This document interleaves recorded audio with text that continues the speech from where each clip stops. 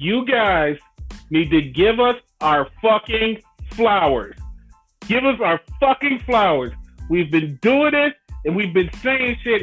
Nobody fucking believes us. Every time we post shit, everybody goes, hey, that's not real.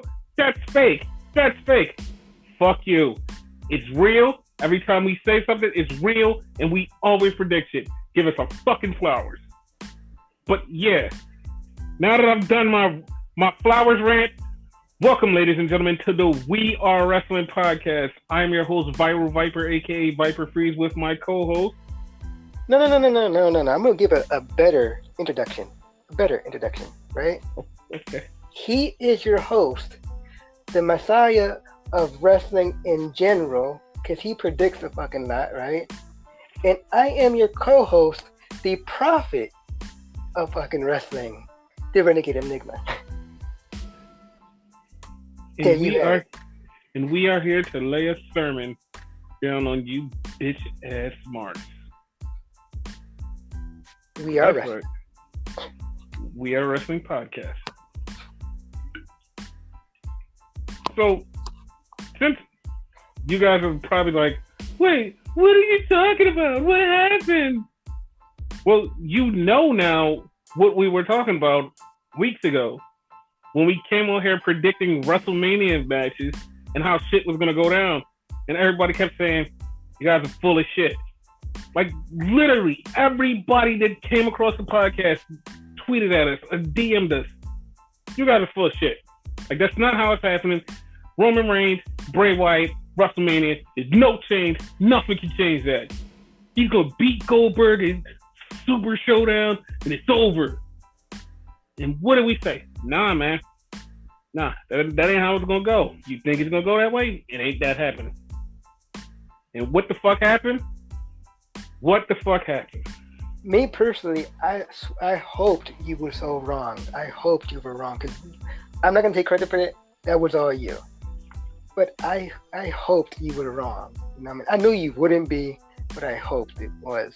Long story short, the winner and your new Universal Champion, Goldberg. Like, what the fuck? Like, out of the whole show, that's upset me the most, since we're starting with that. Everything else I was okay with.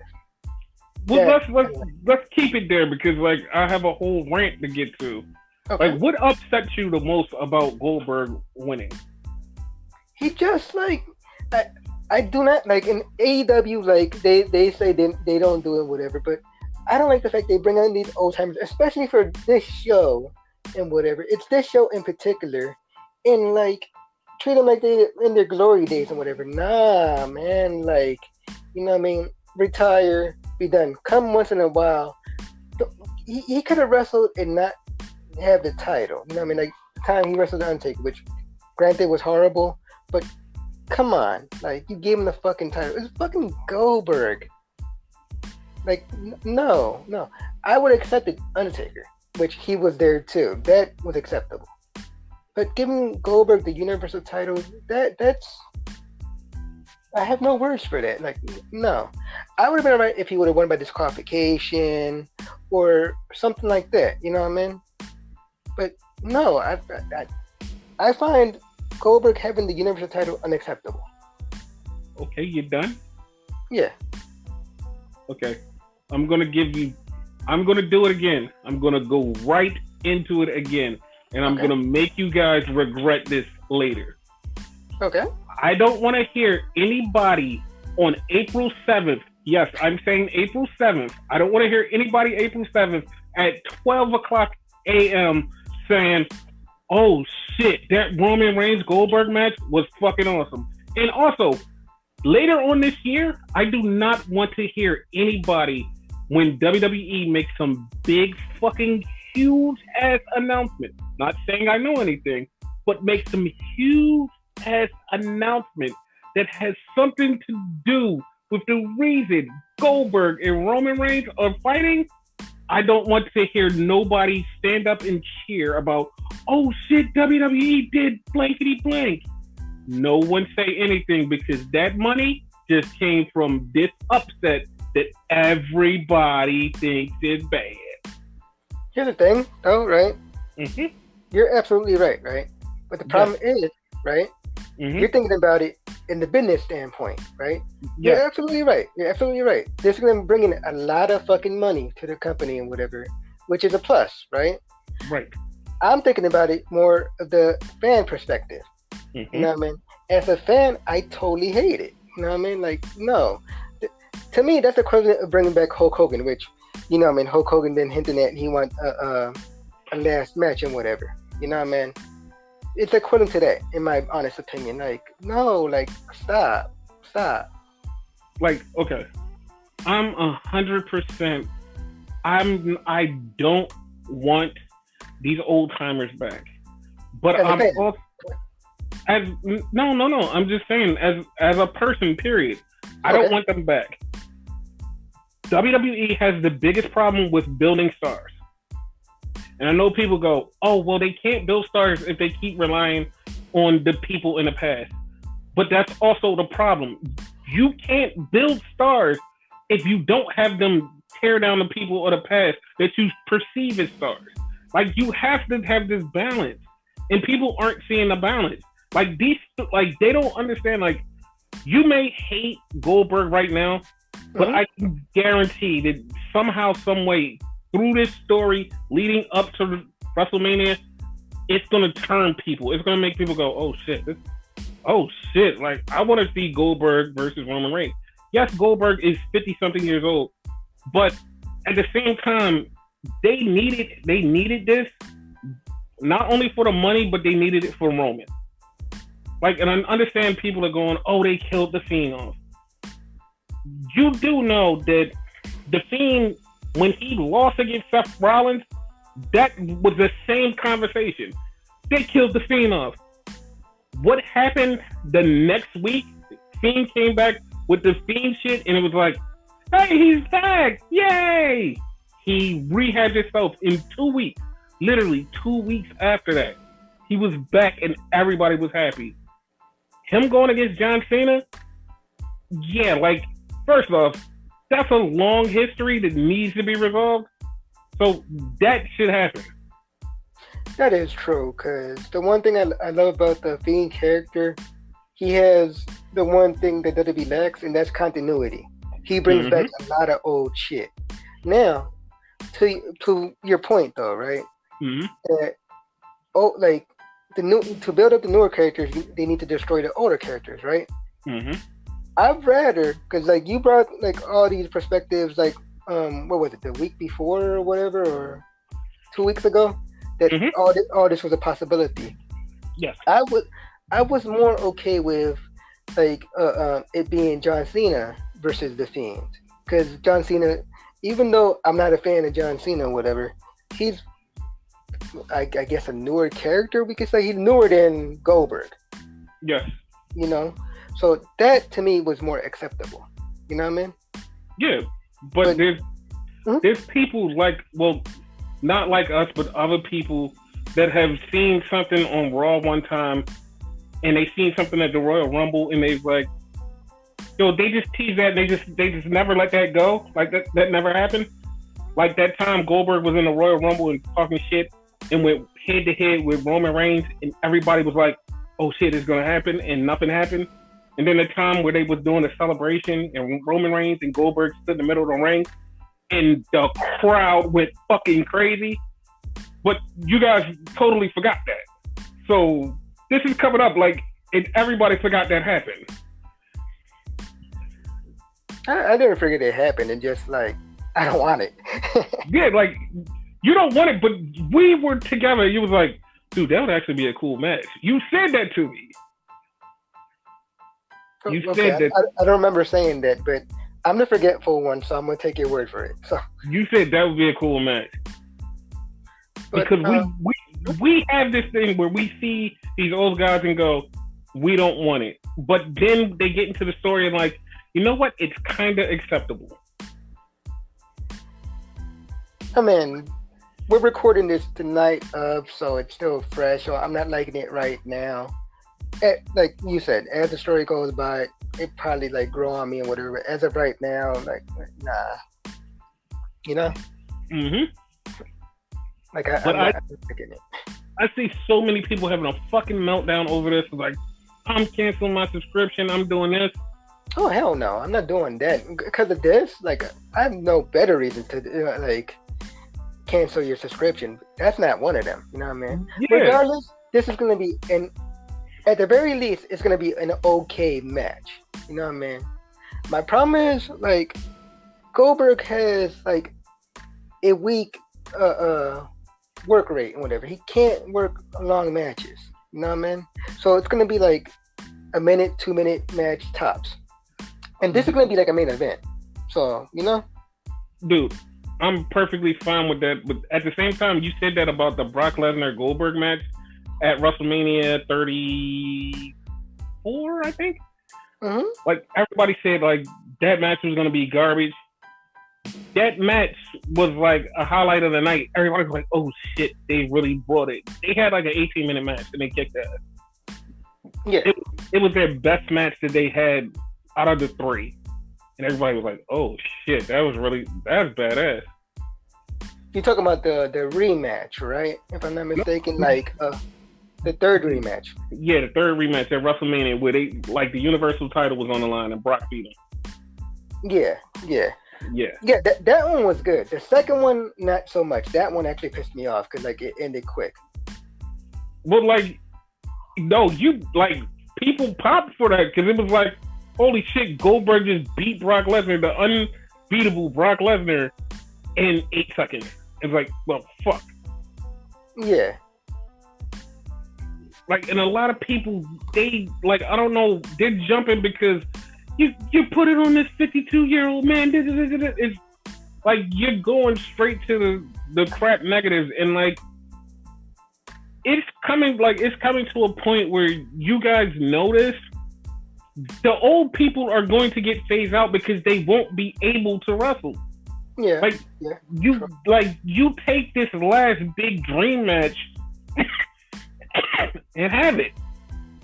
Like, it's going to become a thing. It's going to be good. People jump already to the negatives. It's going to be good. Yeah, you have a point about that. The only reason I'm saying it because it's still fresh. It happened today. You know what I mean? Eventually, I'll probably be better about it and whatever. But I don't know. Maybe it's a SmackDown title, so maybe tomorrow, you know what I mean? It'll make my perspective better about it. Make me think positive. Yeah, like after tomorrow, I guarantee 10% of the people will be turned around in 2 weeks. 25% people will be turned around by April 7th. 100 of the people will be turned around because it's going to go the way that you think. And then when you find the recourse of what happens of this big main event, you're going to be like, well, goddamn, that was a smart move. Like, even some of the crazy wrestling journalists are criticizing this going, that was a stupid move. Why would you do that? That's a stupid move. And all of the insiders and everybody in the back that's thinking about business is sitting there like, okay, so what yacht am I going to buy after this whole thing blows over and the big news comes out? What am I going to buy? Because the problem I have with the match though, right, is because everybody talking about that first match with Seth Rollins that killed Bray Wyatt. Whatever. You're right, but the reason it killed him is because that match was shit. Yes. You know what I mean? This match, in a way, it had potential. You know what I mean? Right. Goldberg could have won if he did a lot more. You know what I mean? He did win. Huh? He did win. No, he could. No, he could have. No. I'm saying I would have been okay with him winning. Is what I mean. Yeah. You know what I mean? Because when he beat Seth Rollins, he being the Fiend, right? He took a sledgehammer. He took, what was it? 50 fucking curb stomps, I think it was, right? I'm probably exaggerating, but it was a lot, right? Yeah. And he still got up. Mind you, This it only took like what 3 spears and a jackhammer, right? Mm-hmm. 1 to 3, he won. At the end, he got up like nothing anyway, and disappeared. Right.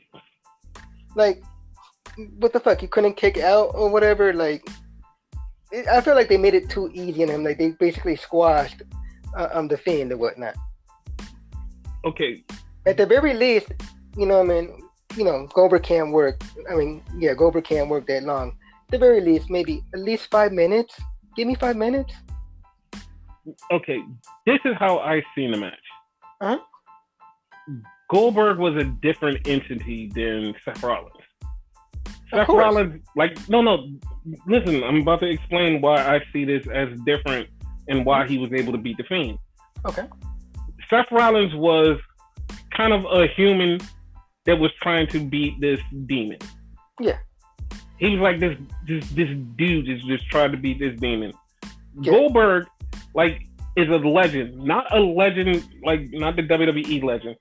Goldberg is like one of those mythical god legends that you hear about, and it's like, no one could do that. No one could just run through people like that. No one could kill people like that. Like a gladiator. Not like a gladiator, like Thor or Hercules. Okay. Yeah, I was thinking Hercules. Good point. Yeah. Yeah, that's the type of legend that Goldberg in his body and his name is. He's this kind of legend.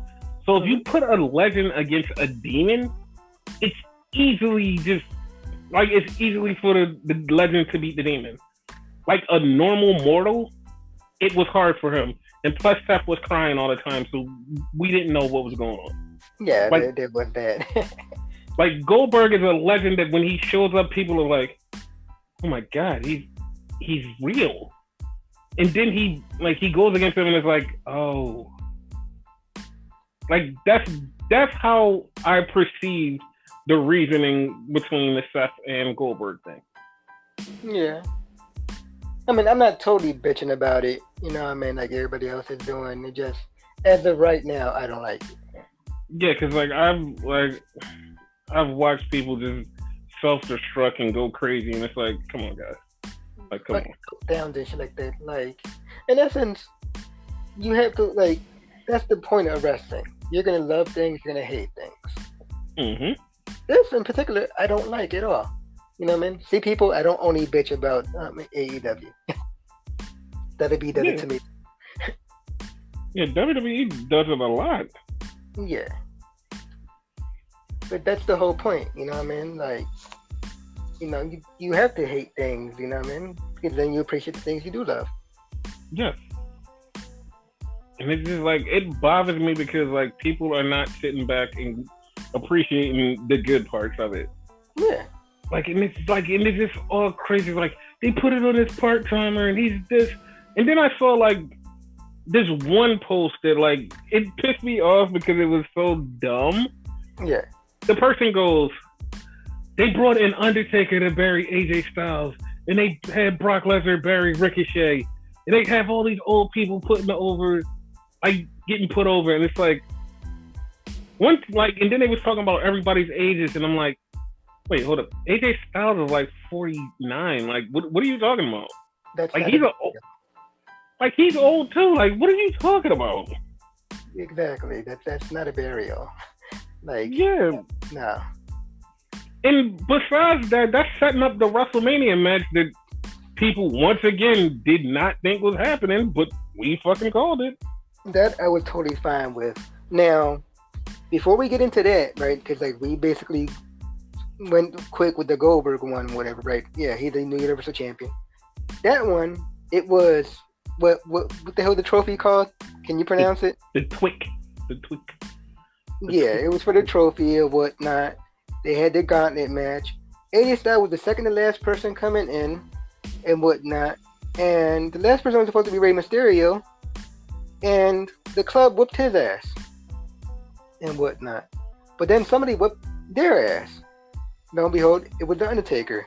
Undertaker won the trophy. So there you go. That's how the feud it's going to start. I'm okay with that because, one, okay, Undertaker is an old timer, but he could still go to full capacity. Okay, I I actually had a problem with that. And I know you're like, wait, what? Okay. Yes, I have a problem with that. The only reason I had a problem with that is because it was a non-hype up, like it was a shocking return to some. We knew it was gonna happen, but it was a non-hyped up thing that people were not watching. No one really watched this show or claimed to watch this show. Nobody was gonna tune in, so it was like kind of a throwaway moment. It's like a moment they're gonna have to recap on Raw in like a 6-minute segment. True. And I'm like, why didn't they just wait till Raw and do this? Like, have AJ win the title and come out and still talk more shit, and then Taker come out and beat him. And then, like, it kind of, like, defeats the purpose, kind of, having AJ versus Undertaker at WrestleMania. Like, it doesn't, but it does at the same time, because it's like, he beat him. He pinned him 1, 2, 3. Over. Yep. But at the same time, he basically cheated after he had this long match, and he came out and he beat him. So I don't know. That's just me. I felt a little. They could have did more. Yeah, I agree with you because like only reason I watched the Super Showdown thing is one because of this podcast, two because of you. That basically how we bond and whatever, best friends or whatever. I could care less about the Super Showdown though, to be honest with you. Yeah, and this show was like it was not hitting at all. Like it was a couple things on the show that I was like, you know what? Like this could have been skipped. Here's the thing, to me, this show never does. Like I said it to you earlier, it's the worst pay-per-view. It's the worst pay-per-view because it to me it never does anything good. Like the only good one, in my opinion, and maybe because I'm fanboying and whatever, was the Australia one. That one they treated kind of like a WrestleMania. Yeah. This one, like this particular show, it reminds me of the what was it, the Beast from the East or whatever it was called. Yeah. The Japanese show. Like this is like a bona fide freaking house show in my honest opinion. Because no, like you can't give that to Beast from the East because that had Pac versus Jericho. Like that had Pac versus Jericho and Finn versus Kevin Owens. And but like, wait, if I'm not mistaken, that's the first time Kofi died by Brock. Yeah, it definitely was. Not too many people remember that. Yeah. But yeah, like what I mean by that is like, okay, certain things mattered, like the Undertaker versus AJ thing, you know, Goldberg winning the Universal title. But a lot of other stuff, it won't matter in the whole continuity problem. You know what I mean? Yep. Like a lot of stuff that happened won't continue later on. You know what I mean? Like Mansoor. This motherfucker, he only wrestles on this show. Yeah, and that fucking bothers the shit out of me. Like, he wrestled, like, 2 NXT shows, and that was it. Like, that bothers me. Like, why do you keep bringing him and just, like, trotting him out there? Like, I'm not even Arab, but I'm fucking offended. Basically. Like, you just trot him out here when he's out with his people. Like, no, like, what the fuck is that? Stop. And now, like, apparently I guess we could consider him a part-timer because he's an announcer right now. Like, he does like, the pre-show and whatnot. Mm-hmm. Yeah. Like, that, like, I hate... And he had a match against Dolph Ziggler, everybody. It was kind of okay. Mm-hmm. And he beat Dolph Ziggler. But it's like... Why? Because he's from there, and like, for all intents and purposes, WWE is kind of racist. So. Yeah, I wasn't okay with that. Nah, me neither. Well, whatever. Yeah. But yeah, like that's the thing with that. Yeah. That's the thing with WWE. Yeah. we do have new tag team champions. That made me so fucking happy. Really?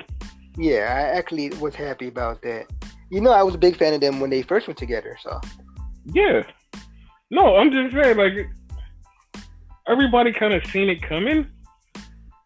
yeah, I seen it coming too, but that don't mean I couldn't be happy about it. You know? Oh no, I wasn't happy about it because I was mad because they didn't use a fucking double team finish to win. Did they ever have one? I don't think they ever had one. That's why I was upset because I was like, maybe after all this time they're gonna have a double team finish finally. They're like, nah. Because if you want to be technical, they technically don't even have a real name. They do have a real name. It's Miz and Morrison. There it is for you people that didn't know who the hell we were talking about. But there you go. Miz and Morrison are your new SmackDown Tag Team Champions. I'm like, every time I say SmackDown and then I say championship, I always want to say live. That's stuck in my mind. Yeah, because that was like, to anybody who doesn't believe, SmackDown Live was a great era in SmackDown. Yeah. Like it sticks in my mind or whatever. But Mm-hmm. yeah, I'm so happy they're the tag team champions. I agree with you, but they technically don't have a name, and I don't think they're gonna have a tag team move anytime soon. Because they're like their moveset is so different and whatever. Like it's weird how they measure the tag team, but they're so different. So I don't see what type of move they would have. Yeah, I would want to see what they could come up with together.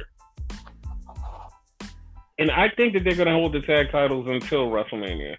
Yeah. I'm probably wording this wrong, but probably a tandem move. You know, one of those moves where you do a move and then you do the other move. So maybe the face crushing finale into the Starship Pain. Okay. You know, like that could be their tag team move, I guess. Yeah, I'm okay with that. Yeah.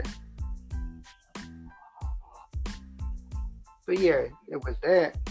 On the flip side, the Raw tag team titles got retained by the Messiah and his follower, whatever the hell he calls him. Murphy. Yep. Don't call him Buddy. No buddy for me. Exactly. Like, the weird thing about that match was it was so good that I forgot Seth Rollins was a singles dude. Right? Like, it was a great tag team match. Those two matches, like, real good. Yeah, and the one thing that stood out to me is the same thing that stands out to me every time I see a Street Profits match. What? Montez Ford is just so fucking good. Yeah. Like, when they break up, like, and whatnot, and like, we usually call which one is the Jannetty, it's gonna be fucking Dawkins. He's gonna be Jannetty. You wanna hold that to feet in the fire?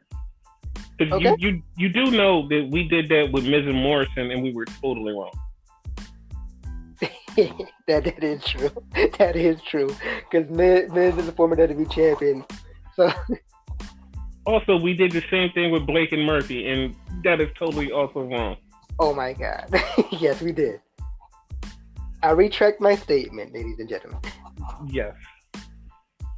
But regardless, Montez Ford is going to be a fucking star. Guessing to explain to the people who don't know, the Miz and Morrison, the Marty Jannetty, Shawn Michaels thing is when they broke up, Shawn Michaels was the star and Marty Jannetty just faded into obscurity. Basically. In every tag team that wrestles, we put them in a category of who's going to be the Jannetty. In Miz Morrison's case, Miz wound up being the Michaels, which who seen that happening? Like, even me being like the biggest Miz mark, like I didn't see that happen. You know, before Morrison, that is. You know what I mean? Yeah, I didn't see that coming at all. Yeah. So like Morrison like went into obscurity, IC titles, eventually got released and whatever. You know what I mean? And lo and behold, you know, you have Miz as former WWE champion. At one point, I thought he was gonna win the world title too. By the way, It looked like he was about to. Yeah. And what was the other tag team? Blake and Murphy, right? Mm-hmm. So you had Blake go into all these weird gimmicks and whatever. Like he had um, I don't know, he was like a classy type of gimmick. Like he was like the pretty boy and all that, thinking he was Yep, beautiful. You remember that gimmick? I remember that. And then all of a sudden now he's into another tag team with the Forgotten Sons. Whereas Murphy, he's a former cruiserweight champion and whatnot on his own, and now he's part of with the Messiah and whatever. He's basically main eventing right now. Basically. Yeah, so he's basically Michaels. Basically. Yeah, ton of others, but those are two recent ones, Right. especially for this show. Yes. But yeah, Street Profits lost to the Messiahs. Yep. Do they have a name together? Not together, no. No. And that'll be 2K20, which again on my YouTube channel I do simulations of these matches and whatnot. I basically put them on an AOP, so they come out as AOP. Okay. So that was a thing. They are the AOP. Yeah. One great match that was on there and whatever was Humberto Carrillo versus Angel Garza. Yes. That like stole the fucking show. Like they cannot have a bad match. Nah, they can't. Who Like, won that, by the way? I think Angel did. Yeah, because I totally forgot. Yeah, Angel did. Like, it was that good, I didn't even care who won. Yeah, like he cheated to win. Like I can't wait to see one of or both of them fight Will Ospreay. Oh yeah, yeah. Like sooner rather than later, preferably. And I'm not saying that they're gonna jump and leave ship or anything. I'm not saying that Will Ospreay within the next 3 years could show up here, but who knows? Who knows? And I'm gonna say this once and for all right now, right? As he said in the beginning of the show, ladies and gentlemen, he predicted it. He said it, right? So when it happens, as he said, give him his fucking flowers, cause like he called it. Yes. And he tweeted it. So that's the thing. Yes, I did. Follow him on Twitter. He speaks the truth. I do. But yeah, that's the thing. A great match with Humberto Carrillo and Angel Garza. Zelina was there. I don't think she played a factor or whatever. No, he wasn't there. She wasn't there? No. Remember, sidekicks can't come.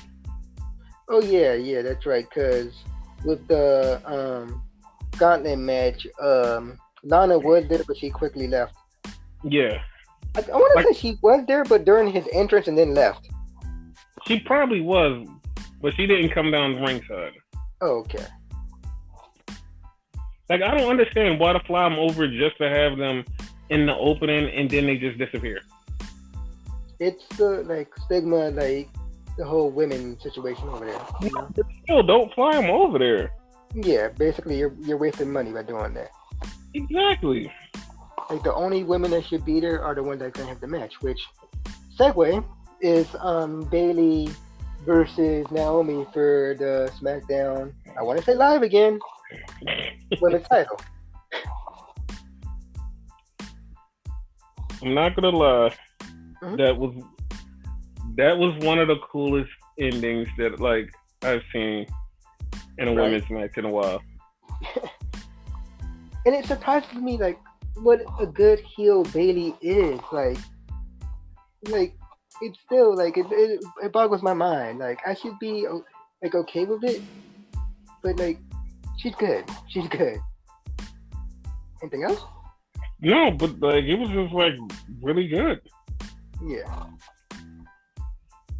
Like that match was just so fucking good, and it was like, yo, what the fuck?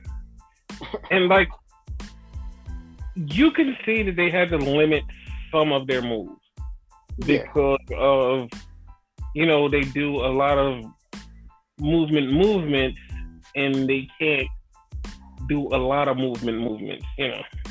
Especially Naomi. I know what you're talking about, like the booty Yeah. shake and all that shit. Right.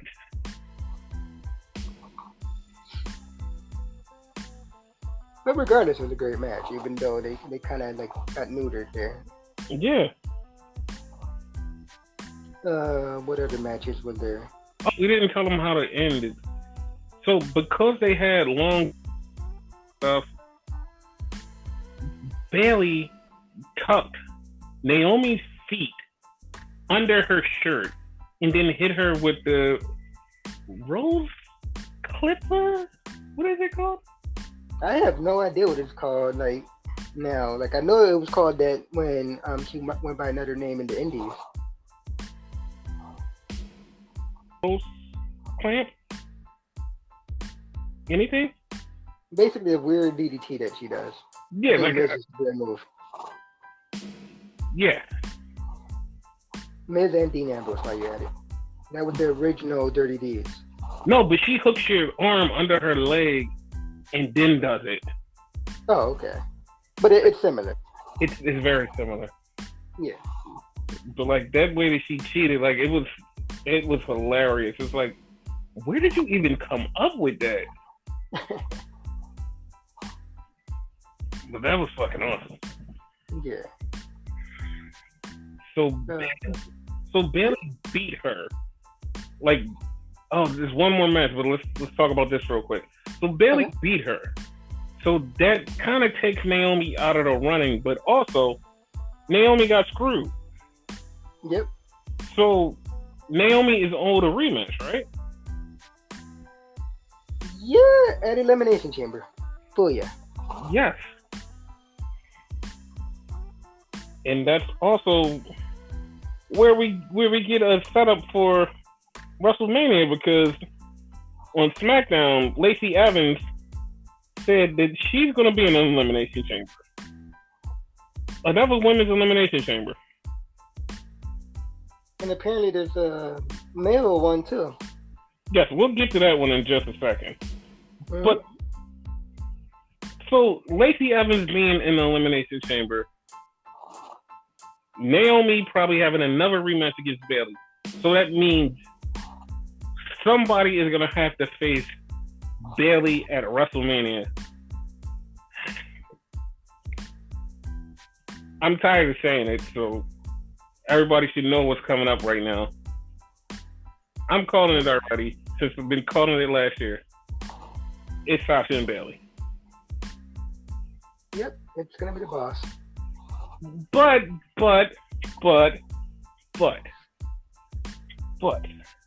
You're not satisfied with that? I'm not satisfied with that. It could be Lacey, because they did build Lacey up very strongly. So one more year, Sasha not getting her title match would be okay, because it would satisfy me to the maximum just to see her fight Trish. You mean to the stratosphere? Yes, to the stratosphere.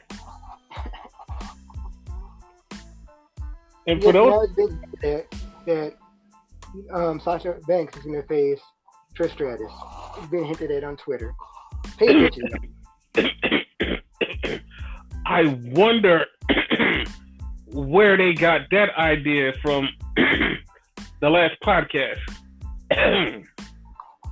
That's a couple podcasts. Yes, because I said it. I magically said it on this podcast that, hey, it's going to be Trish versus Sasha. And somebody was like, dude, no, it's not. It's going to be Sasha versus Bayley. Then they hit me. I was like, you know what? You were right. How did you know? Because I knew. Pay attention, people. I'm not just talking to talk. Basically. And then we had the last match, which wasn't the last match, but it was the last match that was on the show. Mm-hmm. The fucking steel cage match between King Bartender Cabron and Roman Reigns. That's the best part of having a King Corbin match, because you call him that shit. Otherwise, I would have cared less. Like, this match was so stupid. Long story short, Roman Reigns won. Might as well not even get into it. Roman Reigns won. End of story. Goodbye, people. Yeah, We're not ending the show. We're not ending the show. I'm just saying. yeah, that was like, what the fuck moment. Yeah. Yeah, I didn't like it. Didn't care. Match was over. Good for them. Yeah. But yeah, so back to Elimination Chamber. Sheamus. No, but before you go into the Elimination Chamber or whatever, right? About the show itself, right? As I said, I didn't like the outcome of the Universal Title match, right? Everything else I was okay with. I didn't even care about the Baron Corbin match and whatever. Like, I actually forgot about it after the fact. Damn. So, on and on, to me, it was an okay show. It wasn't horrible, but it was nothing like memorable. I just wanted to say that. Yeah, it wasn't one of the shows where you're like, hey, let's go back and watch it. This is one of the shows that in a week you forget existed. Yeah. But yeah, like, that's it. But now back to Sheamus and SmackDown.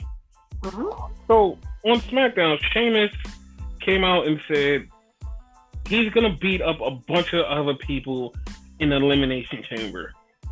And everybody lost their shit because it's like, wait, 3 Elimination Chambers on Elimination Chambers? That is kind of overkill.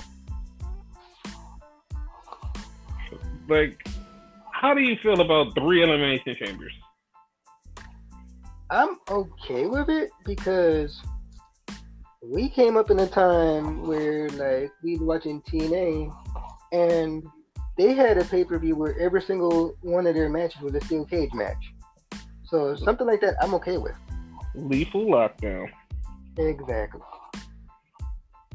And then, like, they would have, like, cage matches with, like, weird stipulations in it or whatever. Like, I'm probably making this up in my head, but, like, I wouldn't doubt it knowing, like, Impact Wrestling now or whatever. A lethal, like, knockdown ladder match. Yeah, I think they did have that once. Like you're thinking about it, right? You're not 100% sure it happened, but in the back of your mind, you think it happened. Yes, I think that happened. See? So, like, I'll be okay with it and whatever. And, like, that's my problem with these, like, pay-per-views, though. Like, I've never been a fan of pay-per-views that are themed after a particular match. You know what I mean? My opinion, like, if you do that, every match should be that match. You know what I mean? Like Extreme Rules. That one is okay because every single match, quote unquote, well, they've been laying off of it lately, but every single match is supposed to be some type of extreme type of match. Yes. Money in the Bank, that came from WrestleMania. To me, that should have stayed at WrestleMania. Who's to say it won't go back to WrestleMania? Yeah, who knows? I'm not predicting that it's coming back this year, but who's to say it won't go back? Yeah. And for the black briefcase, the one that goes anywhere and not just your specific brand. I'll be okay with that. Right. And like Hell in a Cell, Elimination Chamber, they all go in the same vein, in my opinion. TLC, that's another one. So, like, Elimination Chamber, like, I'll be okay with it. They have, like, more than one. Well, more than, what is it, 4? No, I think they'll only have 3 because there's no word on it being a Raw Elimination Chamber yet. Oh, okay. But it is a possibility. Yeah. Yeah, so you figure, possibility-wise, you had the Raw Women's, the SmackDown Women's, the Raw Men's, and the SmackDown Men's. So that would be a thing. Yes. God forbid they do tag teams. Oh, God, no. Remember, that was a thing. That was. But we came on here a while ago and told the lineup of the Elimination Chamber, and we said Bobby Roode stuck out in that Elimination Chamber. Mm-hmm.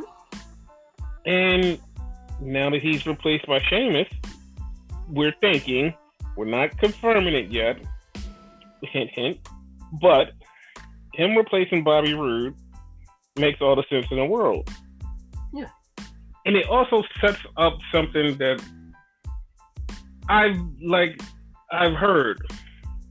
So a couple weeks ago, I did mention that Bartender Cabron was going to have an Intercontinental title match against Braun Strowman. And then I start hearing that one Celtic Warrior might be having an Intercontinental title match against Braun Strowman. How do you feel about two beefy boys going at each other? Braun Strowman versus Sheamus, I think would be a good match because they could go. You know what I mean? Yeah. Lately, like nowadays, like you have like two big guys fight. It's not like back in the day where like they could barely move and whatever. Like you have some agile motherfuckers nowadays. Mm-hmm. Like AEW fucking Luchasaurus. That motherfucker is good as shit. Yep. You know what I mean? WWE, Braun Strowman, like I said, you know? So So yeah, I'm actually anticipating that a little bit, actually. Yes. And that would be a great match. What else happened in this week of wrestling? Hey, Power's back. Power's back, yeah. I know you told me this, right? Mm-hmm. But like, I totally forgot about it. The Mama Storm thing, Tim Storm's mom, the impersonator, right? You told me you knew who it was, and like, I totally forgot. Mm-hmm. But yeah, I found out who it was. Apparently, like, he's someone from the dude's past and shit. Yeah, that wasn't the dude that I thought it was. Because I actually thought it was Sal Rinauro. Oh, really? Okay. Yeah. Like him, I didn't think it was this guy. I thought it was Sal Rinauro. This one fucked me up. Like, wait a minute, what? Guy. But yeah. Apparently, like, he's gonna manage a guy that Tim Storm actually beat for the title when he had the title. So that's the thing. That was the first guy Tim Storm beat. That is actually really cool. Yeah. Because that's like super continuity. Like, I like that. I do too.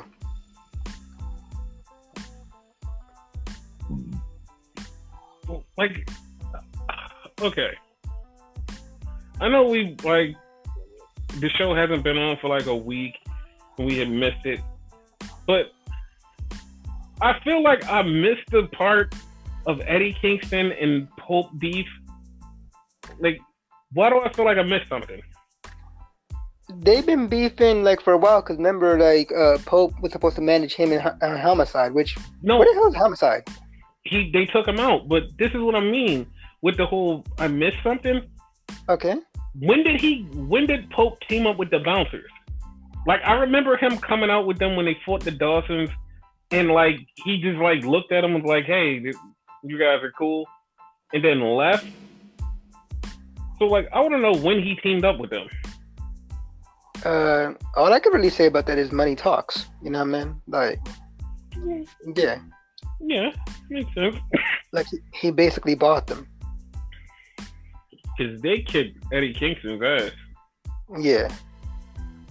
That actually like surprised me a little bit. Yeah, because I was like, what the fuck? Like, when did all this happen? Mm-hmm. But whatever. Like, they kicked their ass.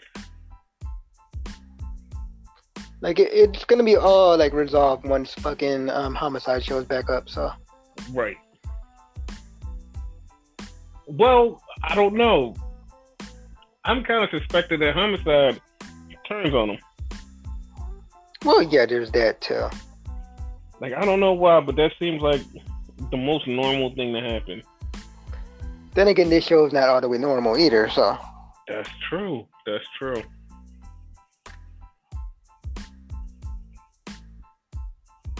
Like, Zicky Dice, Matt Cross, and Ricky Starks had a match. I was just befuddled, like, why the title wasn't on the line. They're saving it for a pay-per-view, I bet. Yo, but the TV title's supposed to be on the line every time he wrestles on TV. So this should have counted to one of the matches that he has to get to Nick, whatever his name is. All this. I don't know how I drew a fucking blank on Nick Aldis' name. But like, this should have been one of the matches that goes to that match. Yeah. But it wasn't. Kind of messed me up.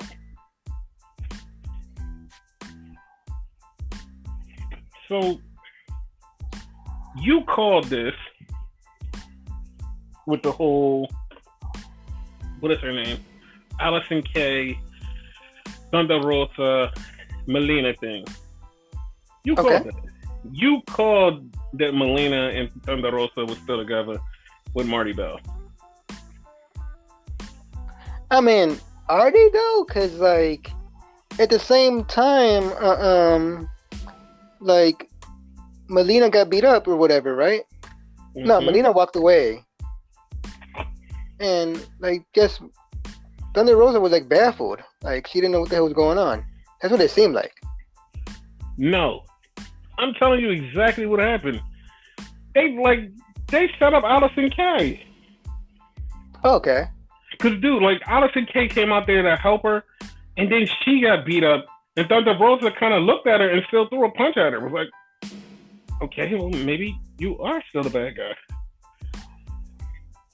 It was mind baffling for me. Like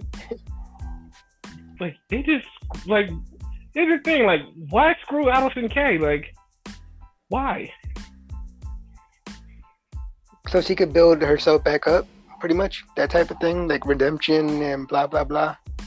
But what I thought was going on was they were doing a whole face turn with Thunder Rosa, and she was going to become like the new face of the women's division. But I guess at least they didn't give it to Melina. I mean, if they would have gave it to Melina, it would have been a weirder story, and I would have dug that. But now we have a story where you can't trust Thunder Rosa, and she's a bad guy / good guy sometimes whenever she feels like it. But nobody can trust her, like not even her own friends now. Pretty much a tweener. Yeah. And like, I just want her to be one way. I don't want you to go both ways. Whoa, buddy. Okay. I want her to be a one-way street and not two-way street. Whoa, yeah. Buddy. You know what I mean.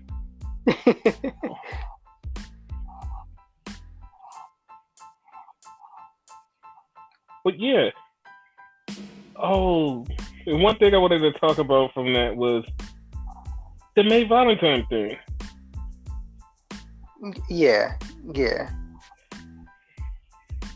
Wait, no, and we totally forgot when Allison Kay got beat up. She got beat up by, I was going to call her Caitlyn. That's not her name. Katrina? The one from Risky Business or whatever. Fuck it. I'm going to keep calling it that because I keep forgetting the name of the group. Camilla. No, Camille. There it is, Camille. Camille speared the shit out of Allison Kay after the beatdown. Here's the funny part. Is it weird? I did not know she was a wrestler. It is very weird that you did not know that chick that looks like she can wrestle and been clotheslined 56 million times, been body slammed 2 people. You didn't think she was a wrestler. Yeah. Well, okay.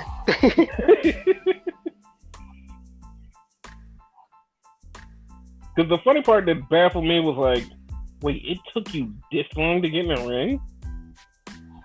That's what I'm saying. Like, she doesn't get in the ring, so yeah. Like, I thought she was gonna be like China at first, like just like backup bodyguard type of shit. No, I figured she was gonna get in the ring because she looks like she was ready to wrestle, and she like when she took the clothesline from Nick Aldis, she went down like a wrestler.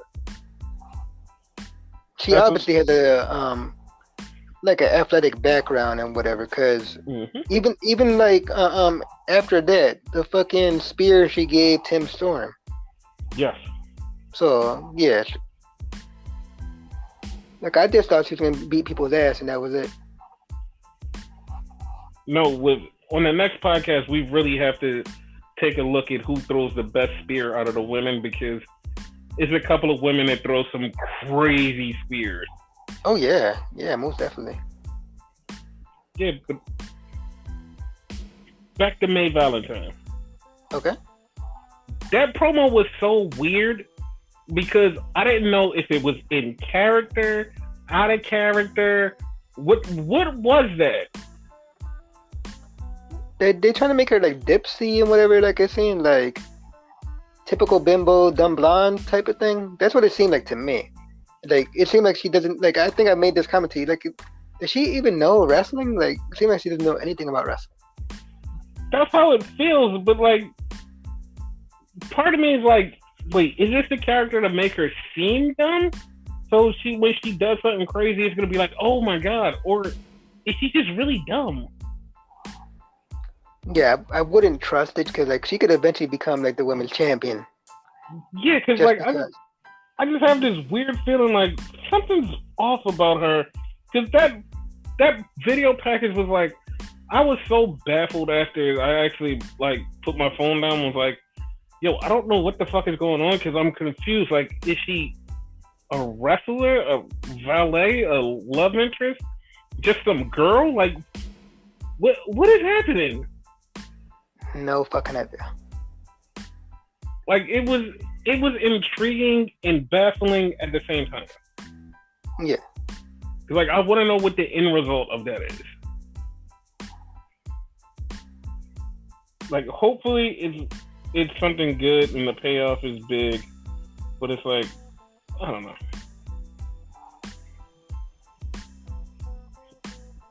It was something else in wrestling that I wanted to talk about that I totally forgot to talk about.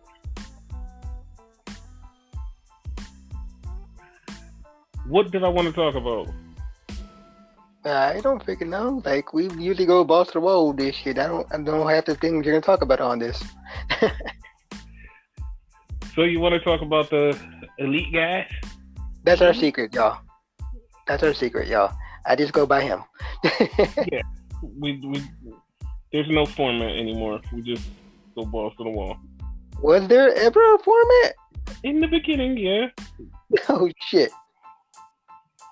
There was a beginning, there was a format, and then now there's no format. Yeah. But yeah, if you want to talk about the elite, we can. Wait, what are we talking about, the elite? Are we talking about how they're not strong together? Apparently not. So yeah, what we're alluding to is the Hangman Page whatchamacallit situation. That's what we're alluding to.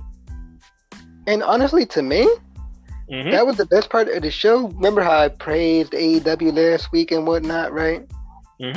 This time we're back to normalcy. I didn't like the show. Like, that was the only part I liked. Okay. So, all right. You didn't like the 30-minute Iron Man match? No. I thought there was going to be more falls to it or something. Yeah, you know what? Like, that actually is pissing me off because I don't like the fact that it's the last couple of Iron Man matches, it's been like that. And once again, maybe it's me giving AEW too much credit and whatever, right? I didn't think they would do something that's been done before. Like, oh, you win with like limited time left with like a little bit of points, like over the other person. Yeah. Like, I just like, and also, I want, like, they did a disqualification in a match. They have never did a disqualification ever on the show before. Yeah, like that surprised me when they brought it up. Like, what the fuck, really? Yeah, it was like, what the? what the fuck? And then like you realize wait, hold up.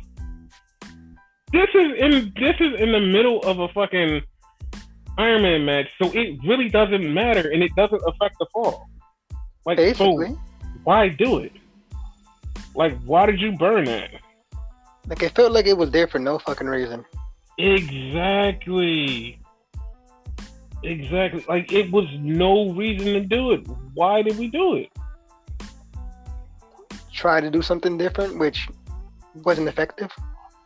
In my opinion, anyway. Yes, because, like, I feel like they did that wrong, in my opinion. Like, some people are going to say, no, they didn't. No, I think they did. I really think they did wrong. Because, like, they should have saved it for, like, a regular match and been like, oh, shit. Like, that would have been fucking awesome. Right? Like, in a way, I feel like they kind of made Pac look weak. Because he had to, like, get disqualified. You know what I mean? Like, he couldn't handle it. Well, yeah, that's true. In the same token, you make Kenny look weak. Because he couldn't get his first fall without being DQ'd. So, you made both guys look weak. Exactly. Like, but I don't know why they did it that way, and it baffled me. It went 1-1 until they got to the fucking whatchamacallit.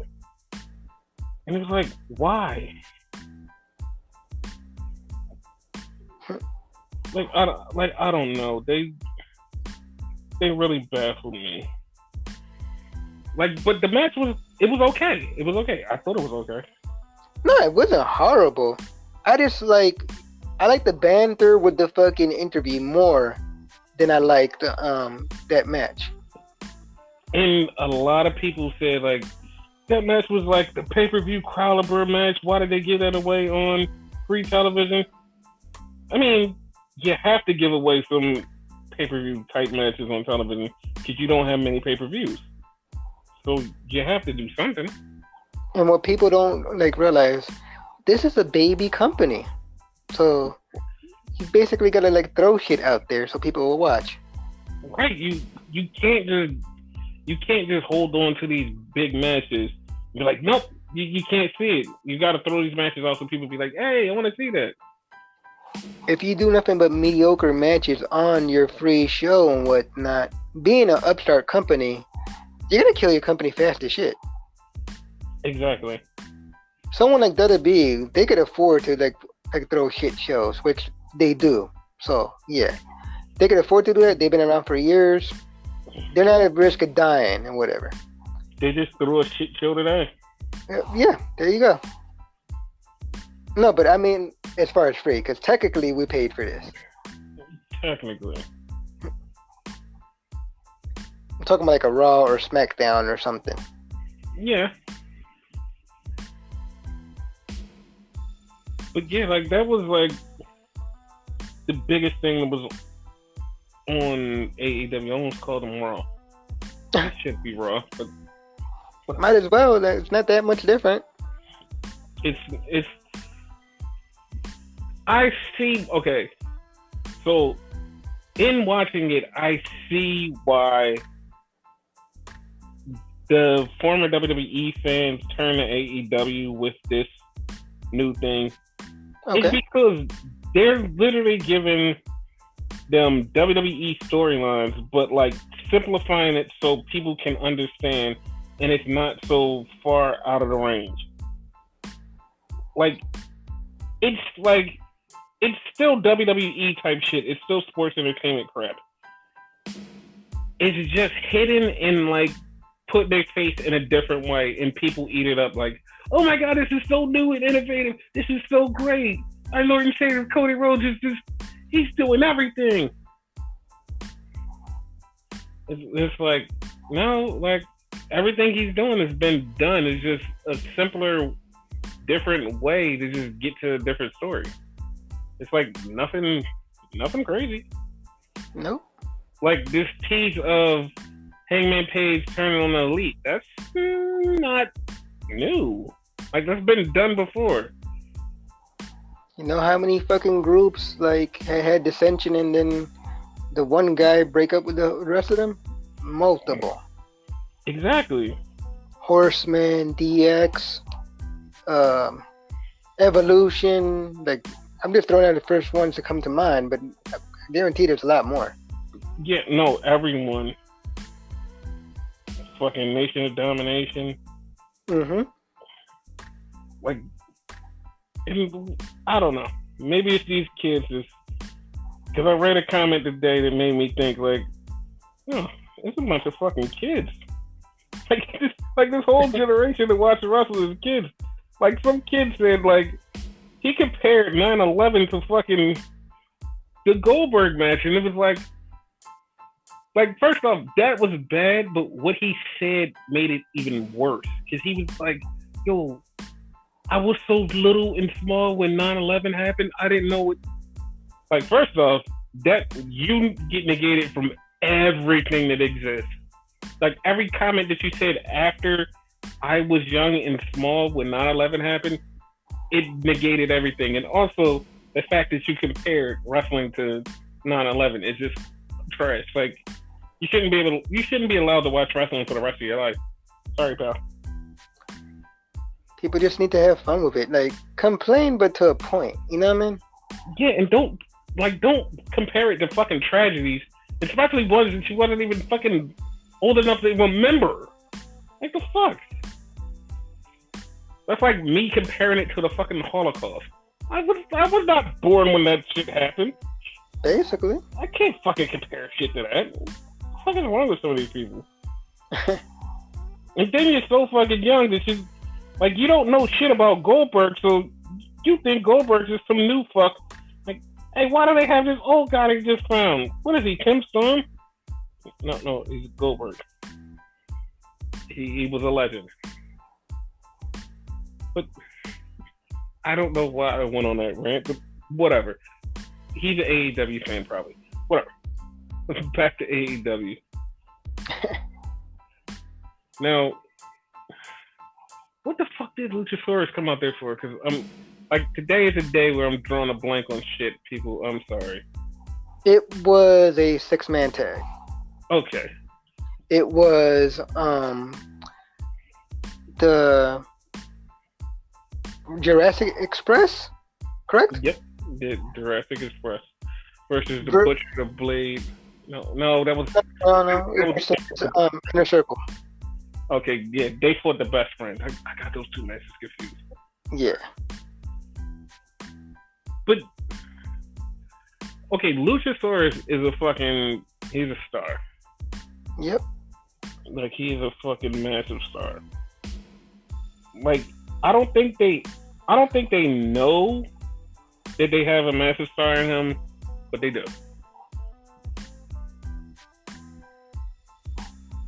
Yeah, he's fucking amazing in my opinion. He is. He's one of those people to watch, him and Darby Allin. Was Darby Allin in this match, or was he in the fuck? He was in the Best Friends match, but like, it's only because like he interfered and whatnot. No, I'm wrong. He was in this one. Yeah, I was like, wait, no, I don't think that was right. Yeah, he was in this one.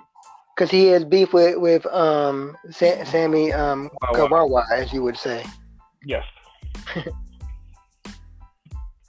Which I think is going to be a fucking phenomenal match. Yeah. And Sammy did look like a fucking star. And of course, LAX did look like a star. Like, the crazy fucking moves they were doing, shit. But the funny part is, like, when you hear people go, oh my god, I didn't know LAX was that good, I get so sad because it's like, yo, they spent a whole year or two on Impact, making Impact Tag Division great, but nobody saw it. They're one of the main reasons, like, I stuck with Impact or whatever, because, yeah, like, Impact should have died years ago. They're the ones that remade it, in my opinion. Yeah, because it was their feud with the Lucha Bros that fucking took them to a new level. Yeah. Well, not only that, but OVE. Oh yeah, OVE. I wasn't gonna fight OVE. Yeah. Like they definitely get their praise. And they fucked around and had a fucking what you call it? Uh a barbed wire match, which I don't know. Like I'm not into the hardcore stuff, but it was okay. No, that they did. Remember the match that they did where they fucking tore up the ring, literally tore up the ring, and were Yeah. fighting boards, and we thought somebody died. Oh yeah. Like, dude, like that's why when people talk about the Young Bucks as the best tag team in the world, nah, man, you got LAX right there. That's the best tag team. Basically. Like, if you can make me care about a company that I did not care about, yeah, you're doing something great.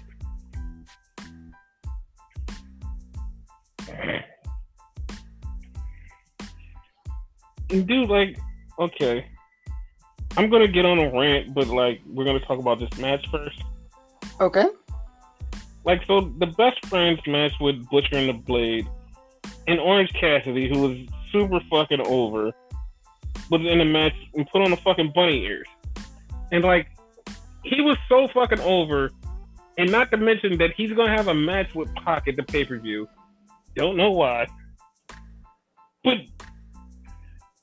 why did Orange Cassidy get signed? I don't know. Like the fans were saying like he's gonna try now or some shit. So that's a thing. Like, all right, I want to see him try, because all of the stuff I've ever seen him do is when he wrestles good, but he wrestles effortlessly and he doesn't try. Yeah. He does exactly what they say. He does not try. And it's like, I get it, but I don't get it. It's like, well, whatever. Like it was funny at first, but now it's like, what the hell? Yeah, it's like, it was a thing that like I feel like AEW grabbed up every internet sensation wrestler and threw them in AEW. Yeah. And there's a new crop of people that internet sensation that they should grab, but they aren't grabbing. And I can't say that there's a reason why they're not grabbing these kids. I'm not saying that there's a thing that they're just not doing because of, well, they're not like everybody else. They're wrestling in Walmart and McDonald's. But look at the moves that they're doing, and look at the views they're getting, and look at everybody that's talking about them, just like Orange Cassidy, just like Marco Stunt. It's like everybody else you pulled from the internet and said, yo, like Private Party, like you pulled them from the internet and was like, yo, they can do shit. We should have them on our company. Like, these kids are out there busting their ass, like breaking shit in Walmart. They have refs and shit, but you're not signing them, and you're not even giving them a look. Like, I'm just saying, maybe it's a reason that they're not looking at these super hot internet kids. I don't know. What say you? Same reason like WWE don't look at certain people. They're racist. I'm gonna flat out say it. I don't care. Wow. I was tiptoeing around it. You just went right in. No. Like when it comes to racism, you can't like sugarcoat it and whatever. You remember that whole debacle WWE had like a few months ago and whatever. Like WWE just like WWE. Racism is a serious thing and whatever. And if you don't know what we're talking about, it's these young African American. Is that the politically incorrect term? Yes, that's the politically correct term. Young men who basically do all these wrestling moves in Walmart of all places, and yes, they're like a huge sensation. So, like, and they're good. You know what I mean? It's equivalent to like what is it, backyard wrestling back in the day and whatever. Yes. They could get signed, like, maybe like sign them, like, for instance, WWE would hire them, send them to the PC, shine them up a little bit, and get done. Basically. But I don't think AEW even looks at them. And I would say, yo, it's because they're young and talented. No, man, it's like these fucking kids need an opportunity. Like, you claim to be this great fucking promotion, and you're just letting these kids just be out there. Like, the fuck? Yeah. All you really need is, like, give them a gimmick. That's all. Mm-hmm. But I don't know. I just feel like it's bad. It's a bad look on you guys, and, like, the fuck. But whatever. You guys do you. But, yo, they had that 4-way women's match. That was good, too. It was good?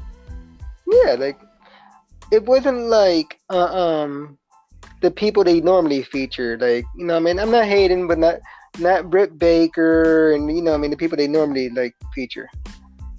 So, I'm going to put it to you like this. The only two good things out of it was Hikaru Shida and Big Swole. Yeah, Big Swole, like, she the star in my opinion. Yes.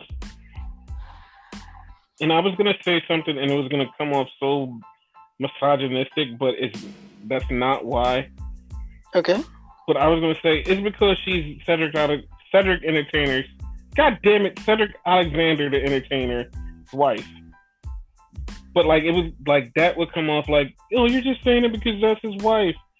But no, they get to train together and have fun in the ring, and she gets to like hone her skills with him. So that's what I meant by it, but not in a misogynistic way. And like, in all reality, my opinion, right? Mm-hmm. She's better than him. Not hating on him, but she's better than him. No, she is, because she's underrated talent. When she was on the Indies, she was beating ass, and I swore WWE was going to take her after that one shot that she had in the Mae Young Classic. They should have. Shit. Like, I think she went 2 rounds in the Mae Young Classic, and they should have just said, you know what? We're taking you. Like, I don't know why they didn't, but they didn't when they should have. Because it's a couple people they slept on, and now AEW have them. And it's not like AEW's doing some magical thing with them and making them sweet. It's just WWE could have did something, but they didn't. Whatever. But yeah, I think Hikaru Shida and Big Swole are like 2 of the best underrated women in that division. The one thing I didn't like she's like a comedy act, was the anime chick. I forgot her name. That to me, borderline racist. Again, I mean, it's not the racist thing, but it's like borderline. Okay, but the funny part is that's actually her gimmick in Japan. Like she's like that. Like that's okay. That's the only reason like I can defend it. It's because she's actually like that in Japan. That's not a thing. But yeah. And then we had the fucking weigh-in. What the hell was the point to that? Like, it didn't even finish.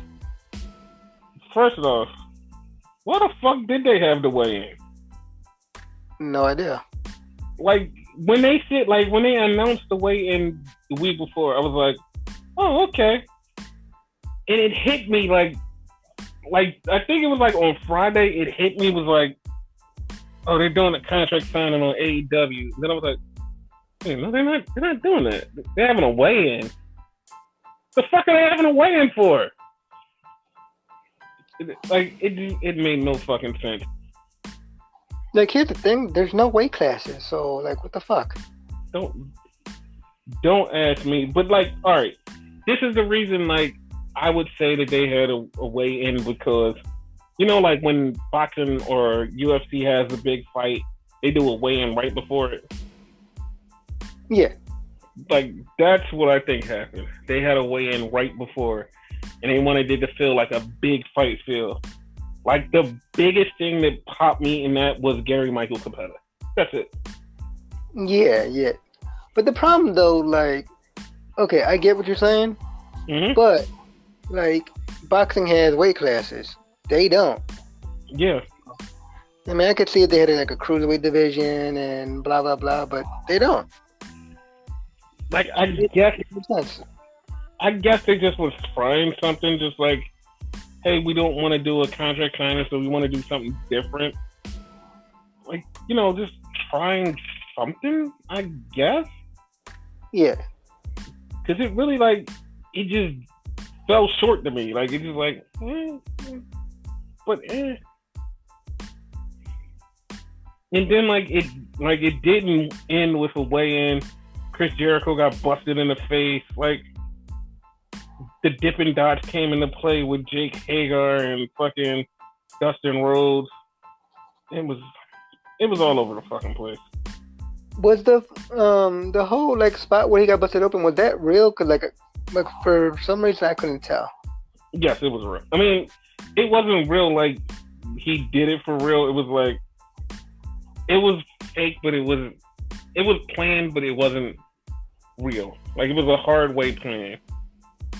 Oh, okay. So like it was like a work shoot, basically. Yeah, it was a work shoot. Yeah. Oh, okay.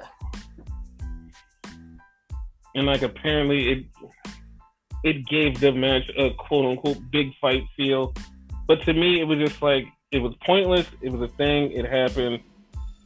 Let's move on because the pay per view is this Sunday. How they did it with fucking like a contract signing? That's typical. That's understandable. I'm okay with it. Yeah. But like I said, they're just trying something new to like spark people's interest into the main event angle. Yeah.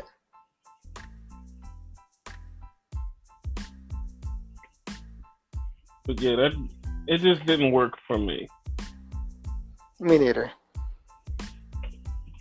Cause like I felt like I don't know. I guess it could have been built up. They could have did all right. They could have did something like this. They could have did a press conference. Yeah, Like, yeah. Like I would have rather. I was gonna say, Japan does it all the time. Yeah, like they could have did like a press conference in the ring, and like they brawled after that. That would have been perfectly fine.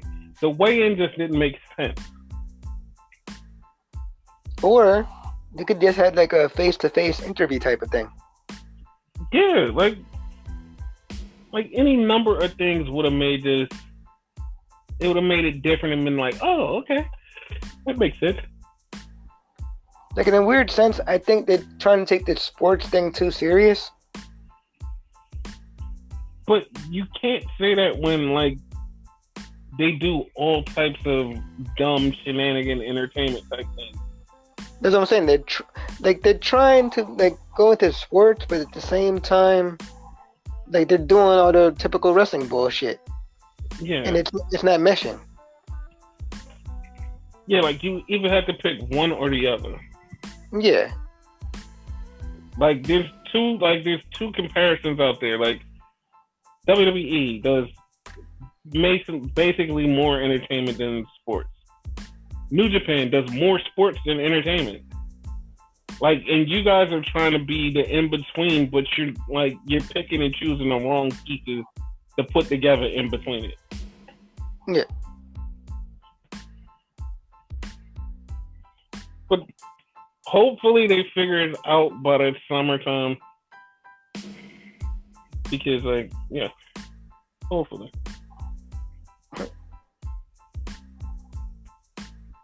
Their pay-per-view is this Saturday. I keep wanting to say Sunday, but they don't run Sunday pay-per-views. That's a typical thing to say. Yeah.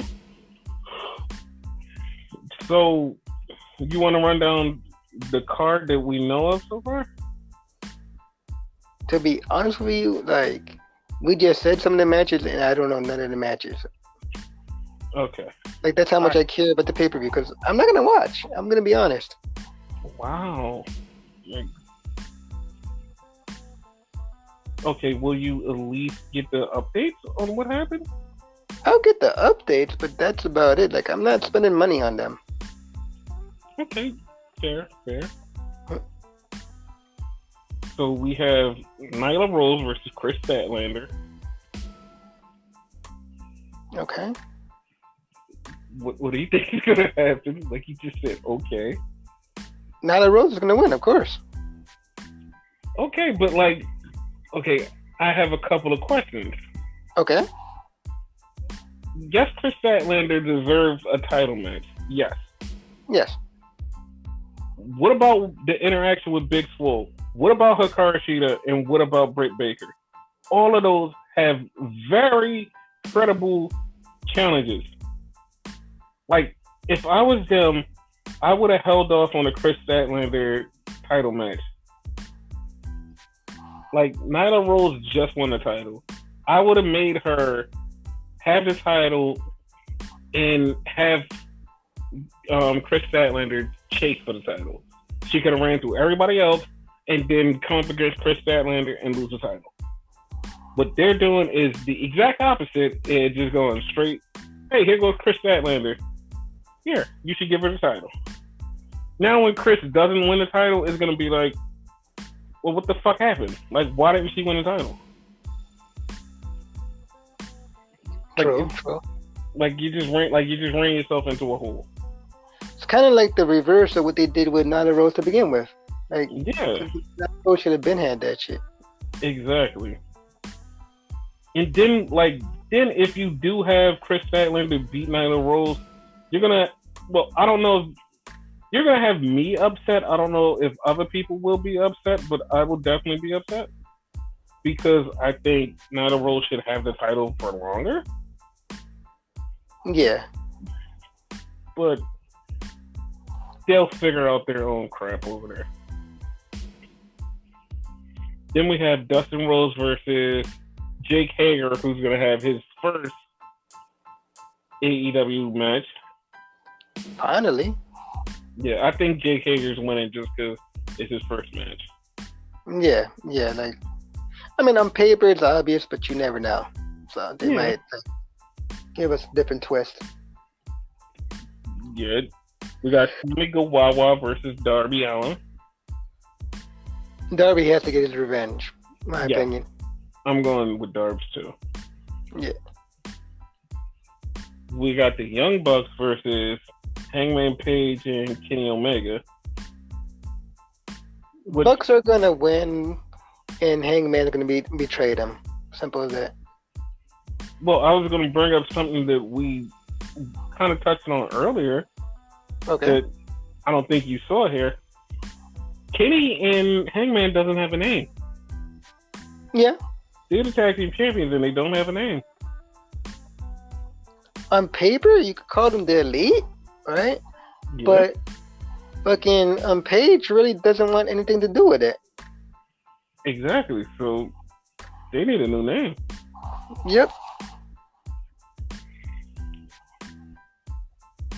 So we have that match. Then we have the match that supposedly everybody is talking about and everybody wants to see.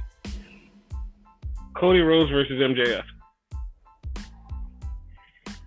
That I could care less about, to be honest with you.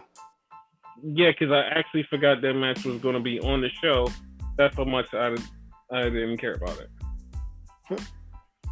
So I'm just going to go with MJF winning and Cody. All of this was for nothing. Pretty much, because that's what I feel like his match with Jericho was for. Like, yeah. It was for nothing. Yeah, I feel like this is going to be another one of those. Because, it took too long. Like, we discussed it before. It took too long, right? Mm-hmm. I believe it would have meant more if Cody would have beat Jericho, which we would have probably bitched about because he's the executive and blah, blah, blah, right? Mm-hmm. But if MJF would have betrayed him then the match would have went more, and MJF would have went for the title. Like right now, what the hell? He just fighting his quote unquote ex best friend or whatever. Who cares?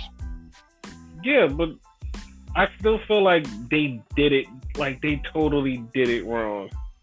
Yeah. Like they did it wrong. Like he should like I like your theory, but I still think he should have cost him the title in the middle of the match. Like not the way that he did it this time, because when he threw the towel and it was like kind of like, oh, he tried to save him. They should have did the one where Cody had the win and he just said, boop, and screwed him. Yeah. Like I would have liked that one.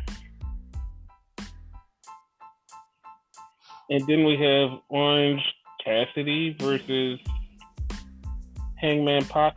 I mean, regular man Pac. Yeah, like they were just thrown together for no fucking reason. I feel like they had a little interaction and boom. Yeah, like because they had that one interaction and I was like, oh, okay. It then like 5 minutes later they go, they're having a match at Revolution. Like, what? Why? He just looked at him and said, "You're a bitch." And I was like, why? He didn't call him a bitch. He basically said that. More or less, yeah. Like I was just so confused. Like, why is that happening? But it happened. And then we have the main event, which is Chris Jericho versus Dean Ambrose. I mean Moxley. Whatever, same person. Do you see a title change? No. Okay, I said this last week, the same thing. Like, I don't think the title is going to change, but the way that they're hyping this up is more or less you have to put the title on Moxley unless they screw him over with Lance Archer coming out and fucking up Moxley. Oh yeah, we're gonna go with a total hype up. We're gonna go with like the fact that it seemed like they're gonna make sense, just like Nyla Rose, because that made total sense how they were gonna make her the fucking first ever AEW Women's Champion. Wait a minute, they didn't do that. Yeah. You see, just because it seemed like that's where they're gonna go, don't mean that's where they're gonna go, because it's them. It's them. Yeah. And by the way, guys, Lance Archer did sign with AEW. Lance Archer, Lance Hoyt, fucking Dallas. Yeah, props to whoever remember Dallas. Like, yeah. But yeah, that's the thing. And before we get off of AEW, so the Dark Order has been tweeting about the Dark Order, and Lance Archer tweeted something totally similar to the Dark Order right before he signed. So, I don't know. Lance Archer might be the leader of the Dark Order. Raven might be the leader of the Dark Order. Or the same person who's always been the leader of the Dark Order, Matt Hardy, is the leader of the Dark Order. Did you say Christopher Daniels? Because that was another suspect. Oh shit, I forgot about Christopher Daniels. Because I think Christopher Daniels forgot he was part of the Dark Order. Because I haven't seen him for a while, so... That's true.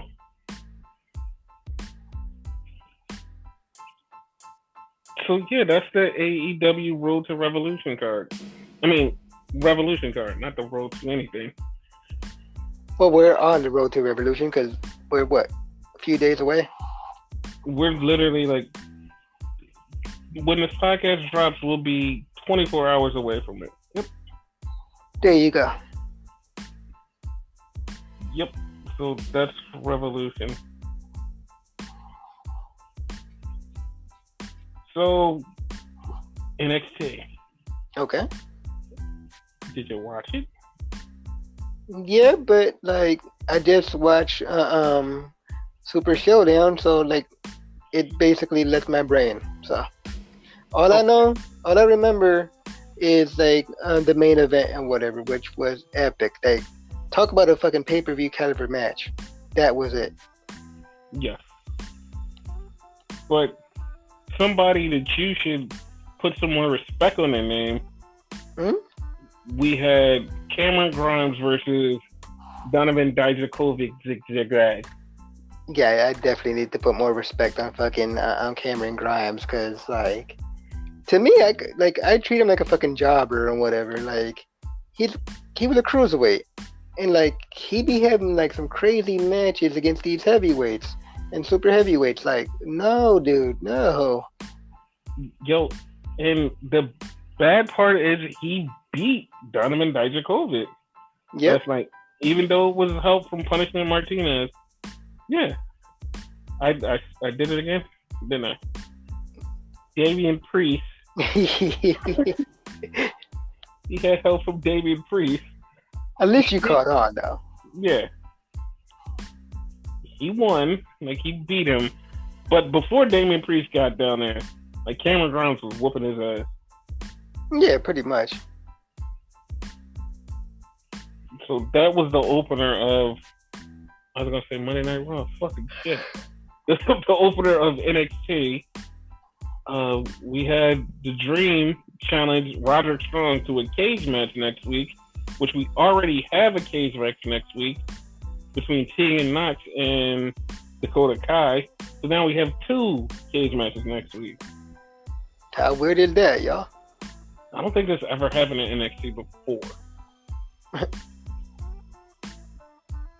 So yeah, that's a thing. We had Austin Theory versus Tommaso Ciampa. That was a good match. Yeah. Like, every time I see Austin Theory, I always say he's a fucking star. Like, he gave Tommaso Ciampa a great match. Even though Ciampa could ruffle his ass off, he gave him a great match. Like, that shit was fucking awesome. Yeah, because in wrestling, you're only as good as your opponent. You know what I mean? If your opponent sucks, you could kind of deal with that and whatever. But yeah, those two together made a fantastic match. Mm-hmm. And after the match, Johnny Gargano attacked Ciampa to set up their match at TakeOver. I want to say Portland, but that was the last one. Yeah, Tampa Bay. Yeah. And then we have 2 things to talk about this setting up for TakeOver Tampa Bay. Okay. One thing that fucking confused the living shit out of me, and still confused me until I got the actual notes of what's going on. So the heel face turn? No. We're gonna get to that one too. Okay. I'm not gonna say no names just in case, but okay. So William Regal came on the screen, and I wanted to say Kathy Kelly. That's fucked up because Kathy Kelly is no longer with WWE. But whoever the girl was asked Mr. Regal, "Hey, since the title's gonna be on the line at WrestleMania, what's gonna happen with NXT?" So William Regal said, "Next week we're gonna start a women's tournament to have a number 1 contender match." I don't know. He worded it so weirdly that all I thought was they're going to have a tournament, and the winner of the tournament would have a ladder match against the NXT Women's Champion the night before WrestleMania.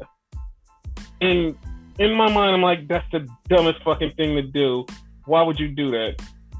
But then it all gets revealed that the number 1 contenders match is a ladders match at Tampa. Why? Which is still weird, because then that kind of alludes to the fact that the winner of that faces the champion at WrestleMania. They didn't like come out and like fully said it, but that's the way it sounded. Well, which is going to go into one of your theories, so go ahead. Well, my theory is, not Austin theory, my theory is Bianca Belair is going to win that tournament, and Bianca Belair is going to make it a triple threat match at WrestleMania. I'm calling it. If it becomes a triple threat match, Bianca Belair is winning it. she's winning the NXT title at WrestleMania. Like, I totally agree with you, but I kind of don't like the build to it if it winds up being a three-way, because it feels like they're going the long way with this. Like, they should have done it a different way. Like, at the end of the day, it's going to be an awesome match, so I could live with it. I like the build up, and we're gonna get more into that later. Because here's the thing, like, Bianca's gonna be fucked up then if that's the case.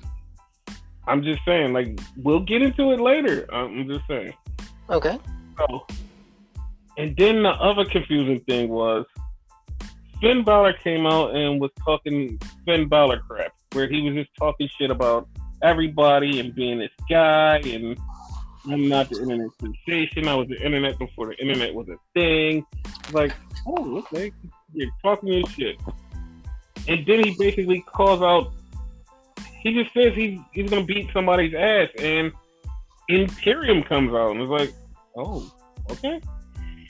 And they basically said, you can talk all the shit you want, but Walter's the king of the ring, and you can't do anything about it. And they proceed to beat the shit out of Finn Balor. It's like, okay. Which totally weirded me out, because I don't know who's the heel in this situation right now. That's exactly what I was about to get to. I don't know who the heel and the face was in that situation. Like, did Finn Balor secretly have a face turn? Or, like, did Imperium have a face turn? I mean, on paper, and like NXT is like sketchy because you never know what NXT. On paper, it feels like Finn is the good guy because he's the one that got beat up. Mm-hmm. For instance, like Johnny Gargano and Tommaso Ciampa. Johnny's obviously the bad guy in this. You know what I mean? Because he beat up Ciampa. So by default, that means since Imperium beat him up, you know, Finn has to be the good guy. Basically. But yeah, like, we're gonna get Walter versus Finn Balor at TakeOver Tampa. That's gonna be fucking vicious. And I remember saying this to you right before NXT started. I said, dude, I don't think TakeOver before WrestleMania is gonna be a big show, and it's shaping up to be a big show. Yeah.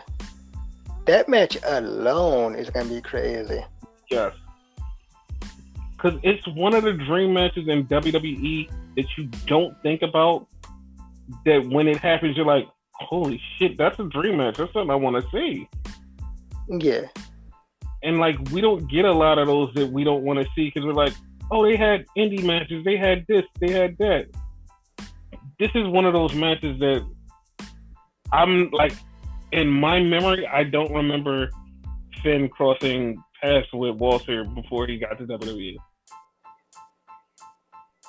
Like, I want to say because he was in New Japan the whole time, and of course, like, Walter was in England, I guess.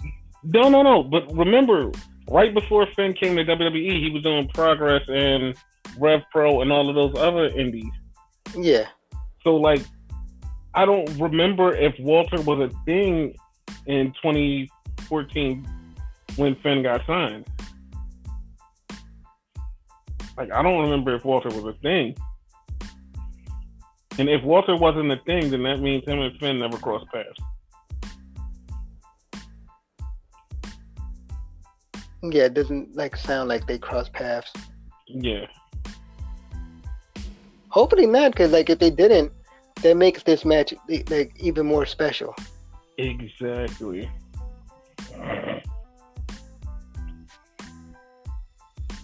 And what the fuck? I just had it in my mind. It was something else that happened on NXT that I wanted to talk about.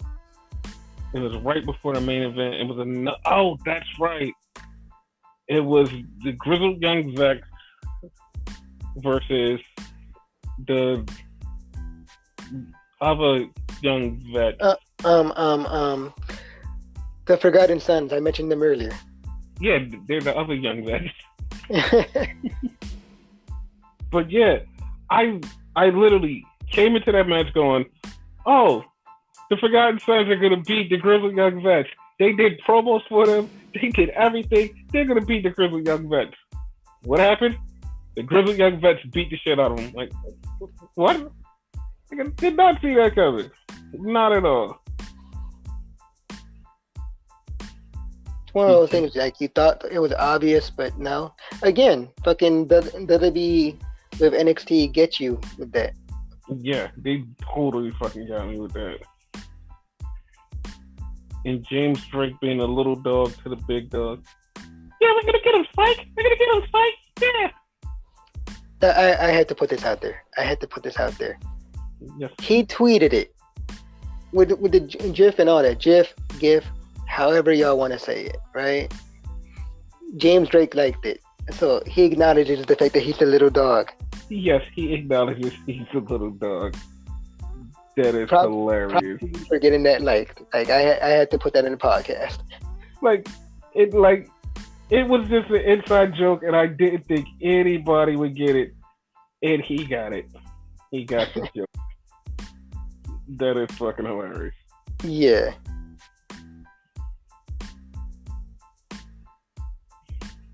But yeah, like, I really didn't think that they was gonna beat the Forgotten Sons. Like, and then when they did it, it was like, okay, like, are they setting them up to go against the Broserweights?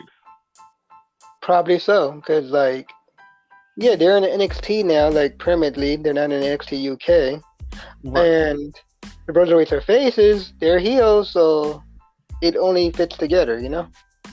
But didn't they beat didn't the Broserweights beat them right before? Right before, so like it'd be like their payback type match, you know what I mean? Mm-hmm. So it goes together. They're gonna want their win back and whatnot. Basically. And they are the first ever NXT UK Tag Team Champions, if I'm not mistaken. If not the second. No, they're the first ones. The first? Okay, yeah. Mm-hmm. So, you know what I mean? They have some legitimacy to them, so it's gonna happen. And don't be surprised that they win it too. I wouldn't. Like, I would actually be happy if they win it, because the Grizzled Young Vets are like a team that I keep going, yeah, they're normal. But then, like, they wrestle and be like, God damn, they're a really good fucking team.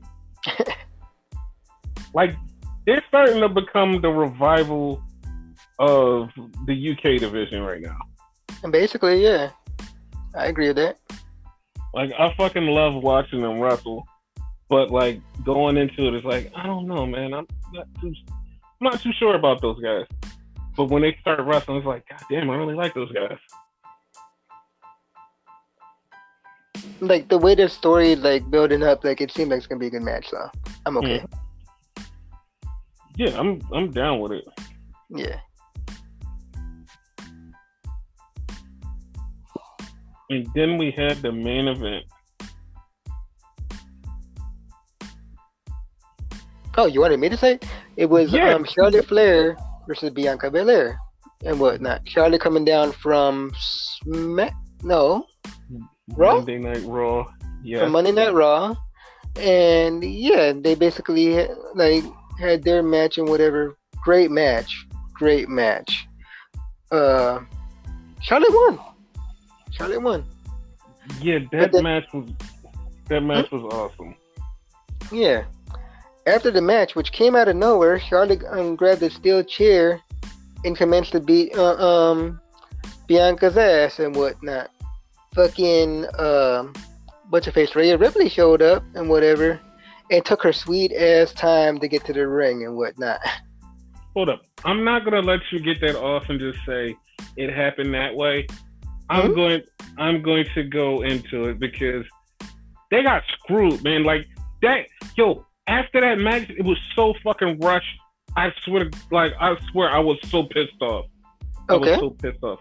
Dude, they literally, right after the match, Charlotte grabbed the chair, bam, bam, bam, bam, bam, Pillman out the leg. Like, Bianca rolled out of the ring so Rhea could get to the ring, but Rhea was taking a fucking sweet-ass time to get to the ring, but it was so rushed. It was like, it literally happened in 5 seconds. Everything I just said happened 5 seconds.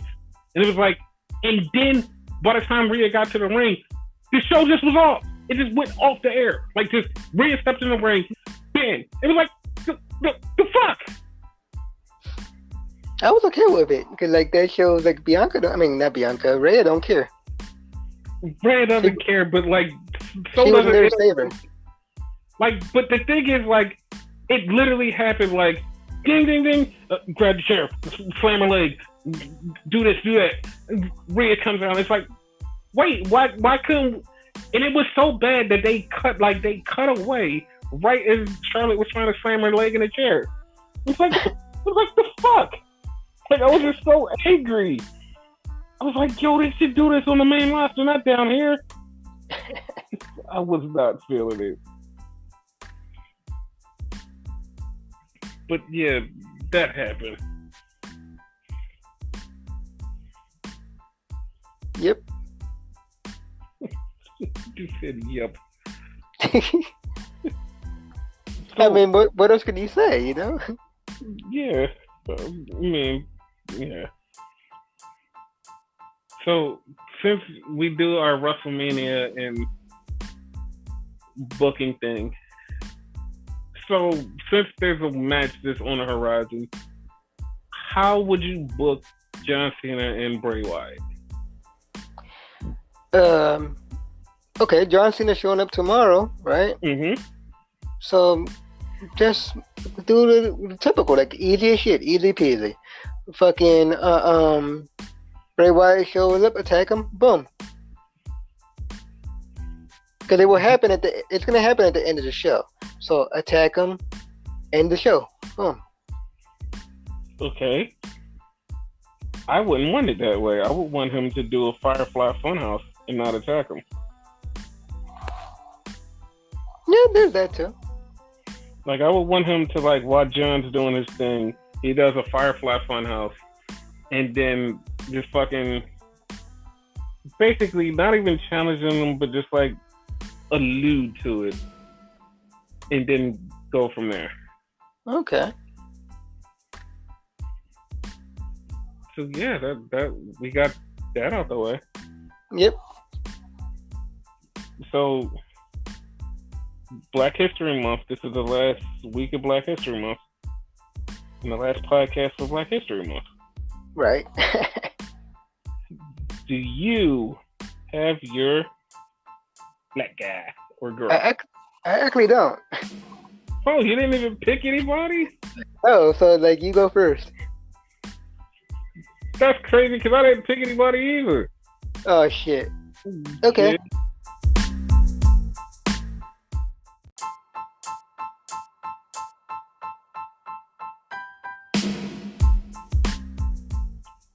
So, yeah, that brings the podcast to the close. So, got anything to say? Goodbye, people. Oh, fuck that shit. Yes. But yeah, mine's gonna be Naomi, cause like she pulled off a great match tonight and whatever. And something that was pointed out to me, she's the first ever black SmackDown Women's Champion and whatnot. So that's a thing, you know what I mean? That's a big accomplishment. So there you go. And she like pulled like lots of great matches or whatever. She's incredibly talented and whatever. For those that don't know, she came from NXT. Now that NXT as we know it, but NXT back when it was like type of game show or whatever, like, you know, you had The Miz came from there, like a bunch of people, Ryback, what have you, you know. So yes, that's the thing.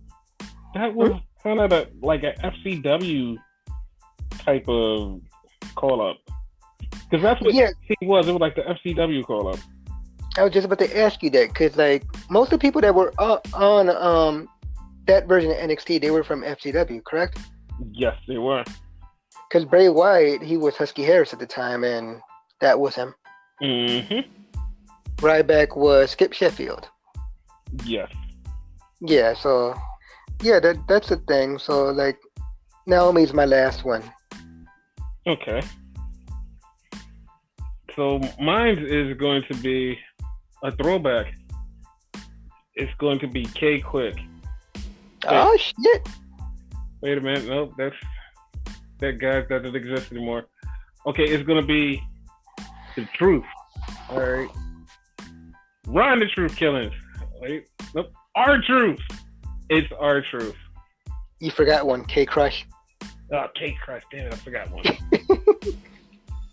Like, they just did a documentary on Truth on the network.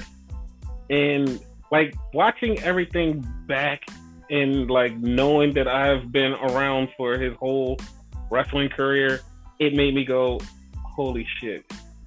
Like, he even was in a place that is synonymous to us that one day we're going to talk about more. He was in NWA Wildside. Oh my god. Oh my god. Wildside. He teamed up with fucking Road Dogg when he signed to WWE the first time, and he had him as K Quick. He was the first black NWA champion. R-Truth, like, he's done a lot. R-Truth is great. He's still amazing. He's still a fucking show stealer every time he's on the show. R-Truth is my last pick. I totally agree with that because everything he touches is gold. Yeah. You know, there's 3 Live Crew in TNA when he was a Conan and BG James at the time. Yep, it was BG James. The thing with K Quick, Awesome Truth. Mm-hmm. Whoever he teams up, he's good. He teamed up with Morrison at one point because like we couldn't get Miz and Morrison out of their mouth for the longest, and that was a team. Him and Goldust. The Golden Truth. Yes. Kofi. His feud with John Cena and whatever, when he went heel, whatever, where out of nowhere he pulled out a cigarette, and that was like his spiel. The whole Little Jimmy thing. Mm-hmm. Like, yeah, like, and now like he's what? John Cena's #1 fan. Yes. Like I thought that would get tired, but it's not. It's not. He's fucking great. I didn't watch the R-Truth thing. I wanted to, but I haven't had time because for those that don't know, I have a day job. But and I haven't had time. At one point before wrestling, he like had something to do with Tupac or something like that. I know he did something with Hammer too. Yeah, he was a backup dancer for Tupac. Yeah. So that's the thing. Like this man is like talented as hell, and I think he has an album coming out soon too. He has an album and he has songs out. Yeah. Like he's amazing to be around that long and still be able to do what he's doing. And he's inspirational and whatever, you know what I mean? Being that old and still in shape, whatever. Like, I had this whole rant about old timers and whatever. I don't consider him an old timer. Exactly. That's how cool fucking R-Truth is. Like, he's the exception to the rule. So, there you go. Mm-hmm. But yeah, I agree. Yours was better than mine for once. Yeah. Because it was the last one. Yeah.